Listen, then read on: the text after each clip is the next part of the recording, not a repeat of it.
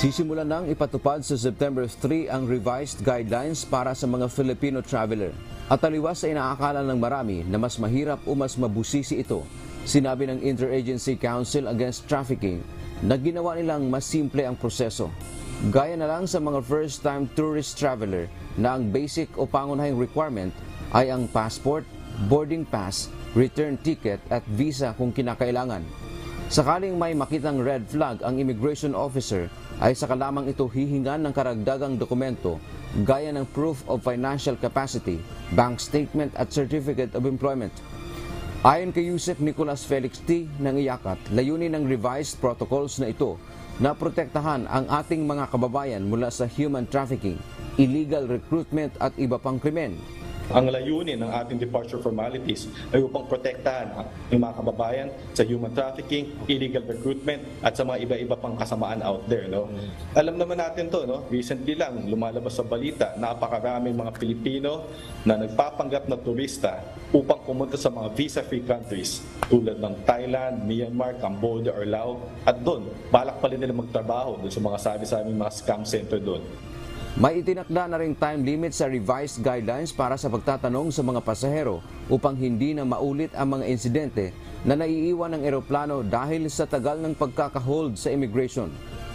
Kung sa primary inspection, ito yung madalas nating dinadaanan sa airport. No? Kung nandiyan tayo sa mga booth, kung saan kinakausap tayo ng immigration officer, dapat 45 seconds lang yan. Kung naisipan ng primary inspector na i-refer ang pasahero for secondary inspection, lilipat siya sa isang kwarto na malapit-lapit lang din doon, hanggang 15 minutes lang dapat yun. Within those time limits, dapat magdesisyon na ang immigration officer kung ipapalusot ba niya or i-defer ang departure.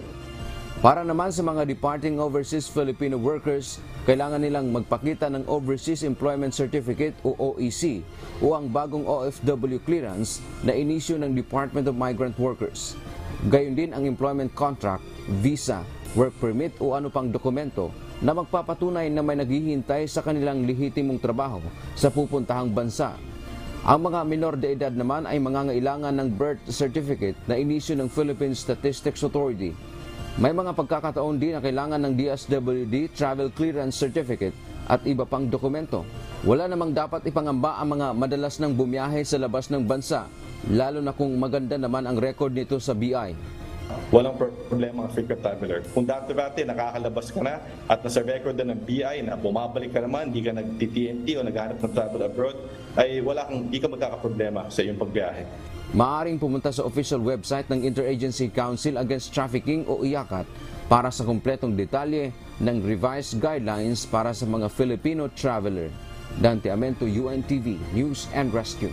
Diyos ang aming sandigan, serbisyo publiko ang aming pinahahalagahan.